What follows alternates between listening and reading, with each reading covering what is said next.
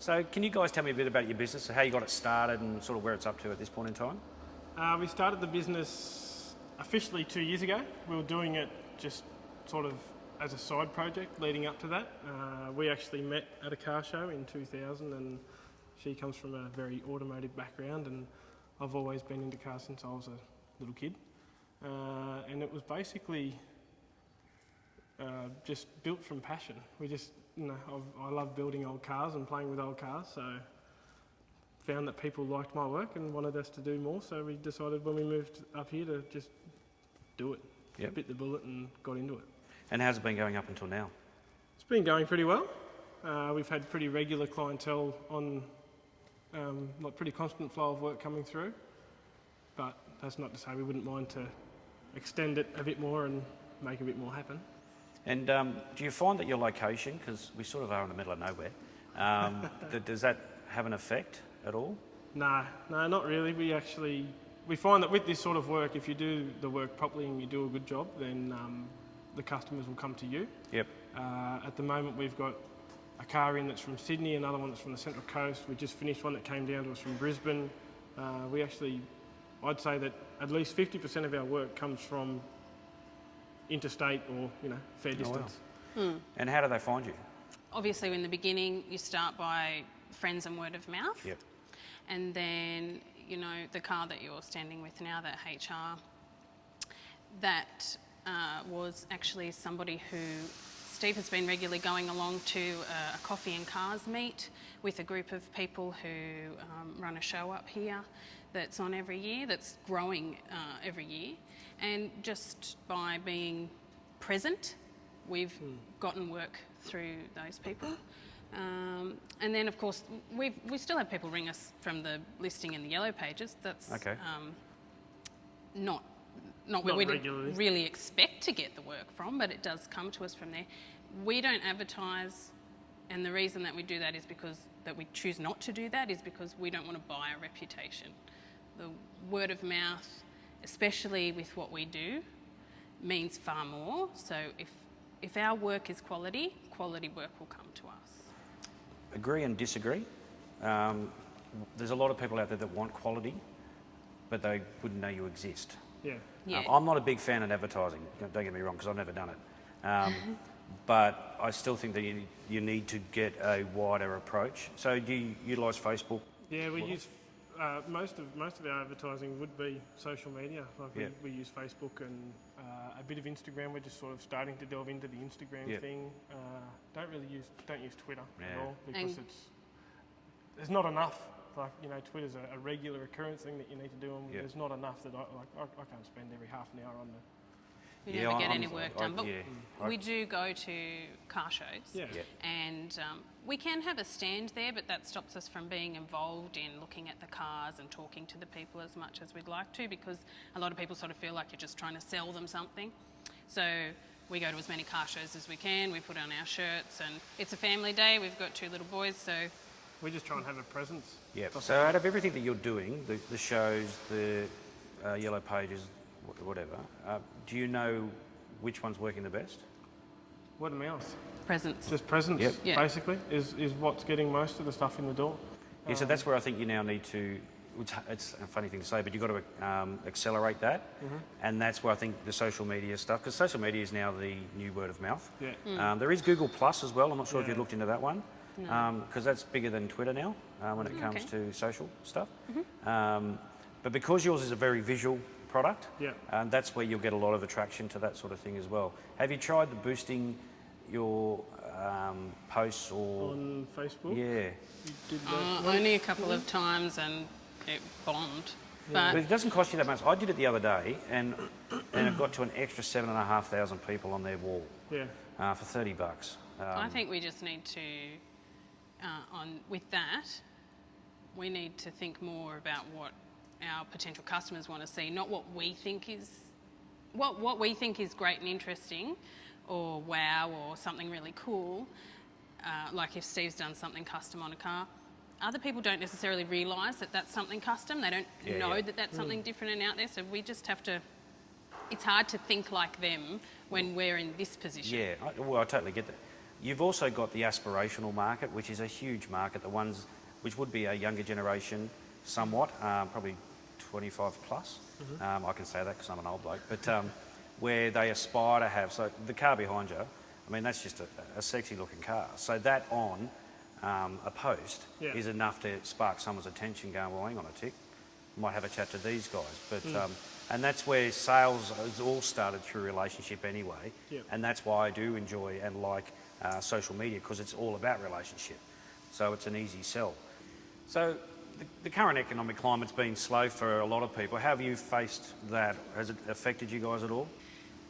We got told by plenty of people that it couldn't be done, that you couldn't have a workshop like this where you only did restorations or customising, because mostly you would see this in a smash shop where they have insurance work coming in to tide them over, or they would do that as the bulk of their work, and doing this sort of work would be the cream, I guess.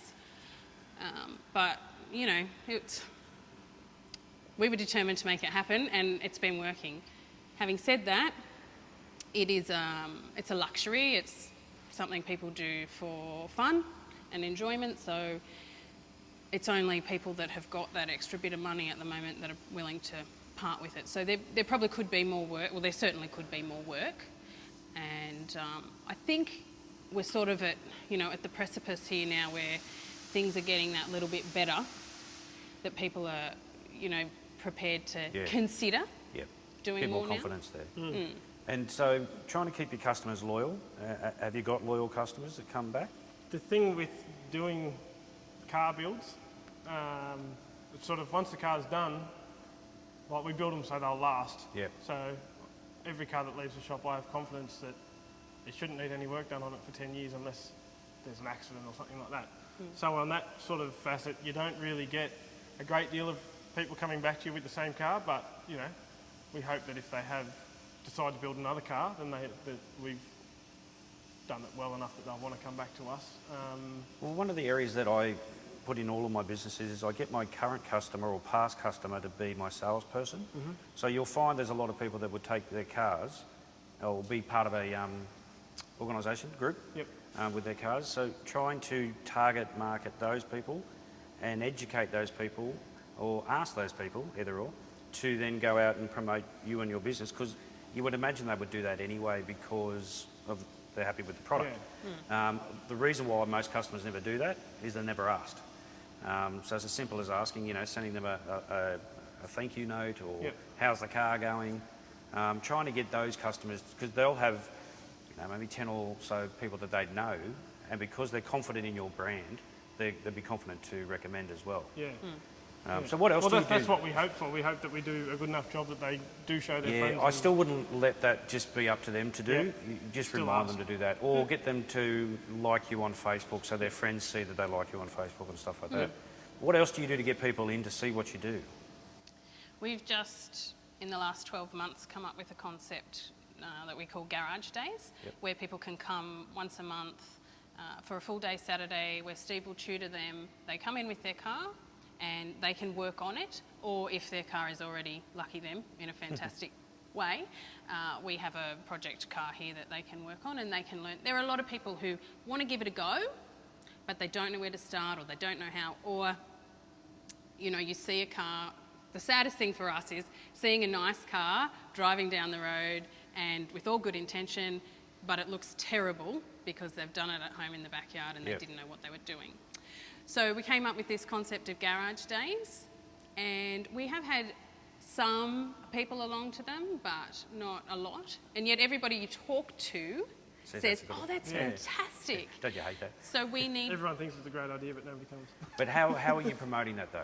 Only by being there with the people at the car shows and talking to them. Yeah, see, I think that's another thing that you could try and push out social media wise. You've got to use as many options as you can, but the main thing is you've got to monitor which one's actually working for you. Too many businesses do everything, and things may work, and then they can't repeat it. They don't know which one it was. So if you're doing car shows every weekend, that would make sense. Like, you'd probably get a lot of people coming in. But how often would you do a car show? Go to a car show. There are car shows on almost every weekend, but that's on a Sunday, and that's our one day that we don't work, and we have a family. So to say we would go there and have a stand, that would take a lot away from our kids. So we don't actually. We make sure that we're at the major events like Motor X and Summer Nats and those really big ones, and then there are smaller ones around us that we can easily go to, or if the weather's no good with the kids, well, then we just don't go. So I suppose, we could definitely commit to doing more of that. But having said that, with Facebook, it often feels like when we talk about the garage days that we're just selling, not... it's a really great vibe when everyone's in here working together. You know you are, aren't you? Yes, of course. You're always selling. But you don't want to turn the people... You want them to feel like they're coming along for... It's an experience. Yeah, but that can be all done in the delivery though. Yes, and if you're just conversational in your posts, that's all it takes. If you're constant in your posts, is probably more so. For me, I do probably 3 or 4 posts a day. Okay. And I get a lot of interaction with all of my followers. And make good money out of my private page, just by having a little silly thing I might say. Yeah. And that's where I think what you've got to do is start doing that, because you can't be out there every Sunday. So just replace that with doing it the other way. But be conversational. But it is a sale. It is a sell. Otherwise, it'd be nice if you didn't have to do that. That probably won't pay the rent. So that's why you've got to probably get a bit better on selling without selling. On the Facebook thing too, do you feel that, because we've got like the business page on Facebook and then I've got my own personal page, should they interact with each other so then people know that Mod Squad is me? I'm a lot different to a lot of people, all the experts out there. I've got a fan page. I think there's 1,600 people on that, and my personal page has got 4,700 on that. Yeah. So I know exactly how the consumer wants to actually interact they want to with get to know you, not your business. Exactly right. Yeah, that's what but you guys are the face of your business, so people, and you're going to be working on the car anyway. So I think that's a big thing that a lot of people in business don't, or they discount. The fact that their personal page should be also used to. But on that, you could actually do it a lot less selly. If that makes sense. There's no such word, but you could do it a lot easier on that. So occasionally I'll I'll put a picture up of the car I'm working on and then share the picture from the Mod Squad page on my own thing. Yeah, I've been doing that big time.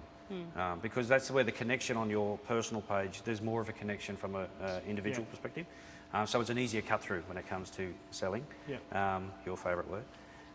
So just do that, but don't go overboard on the thing either. But it's more to get the people in. So you've got to segment all your different parts of your business now. One of them is the garage days. So you need to try and figure out how do you get more people in on that, because you potentially could pick up some future customers from that. Yes, that's what we felt, that would be a good way for them to come to the shop, see that we are very clean and tidy. This is not... A lot of people, when they come in, they say, wow, it's so neat and tidy. This is what the shop looks like all the time. We had an international guest a couple of months ago, and we had quite a number of people here, and they said, I bet you made that really nice for him being here. And we said, no, it's probably a little bit dustier, but we hosed the shop out. That's about the only difference. When they come here, they go, wow, this is fantastic. This is the guy I want to work on my car. Yeah. So, it feels like it's a good way to get to know the people, and then also to build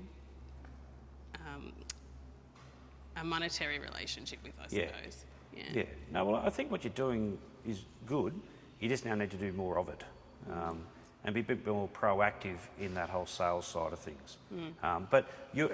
Selling is personality based, so you won't be pushy because you're not pushy. I'm not a big fan of selling, so the way I do it is more relationship type selling. So the whole sales process is the last thing that I ever get to. I can't just go straight in and go for the sale. I can't do any cold calling. There's a whole heap of stuff that I really suck at, so I'm just not going to go and do it. Or I'll do it my way. So that's sort of, you put your personality into all of that. Because it's a moral thing as well, I don't like cold calling, no. I don't like door knockers, and I don't like people who say you must buy my product. You go to one of those shop at home parties and they say, you're not a good friend if you don't do that. It's not... We had a guy, we were at a show a couple of months ago, we had a stand, and I was giving out a flyer to come to a barbecue here, and he said, oh no, I work for the opposition. And I said, we don't have any opposition.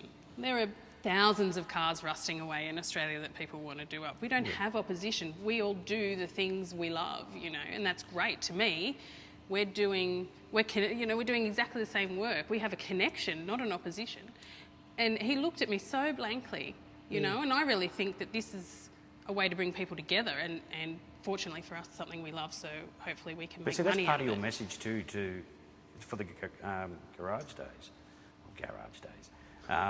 is that whole, what you just said is a great selling point, you know. It gives that community feel to the whole thing. So that's where, when it comes to getting your message out to get financial in, a lot of it, if you can have an emotional aspect to it, that's why like kids' clothes and stuff like that sell so well and so high, because there's an emotional aspect.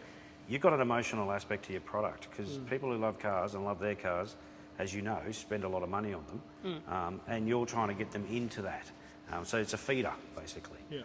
So if you go the same way you just said what you said, and that's your message that you put out all the time, it's an easy sell.